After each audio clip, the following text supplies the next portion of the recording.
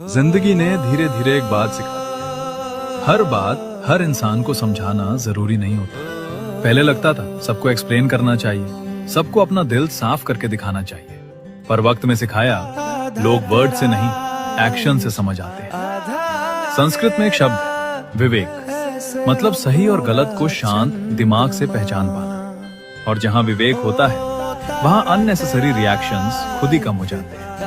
इसलिए अब ना हर बात का जवाब देता हूँ, न हर इंसान को अपना समझता हूँ। बस ऑब्जर्व करता हूँ, सीखता हूँ और फिर अपनी बाउंड्रीज बना लेता हूँ। क्योंकि मैच्योरिटी का मतलब सिर्फ समझदार होना नहीं, कभी कभी खुद को बचाना भी होता है।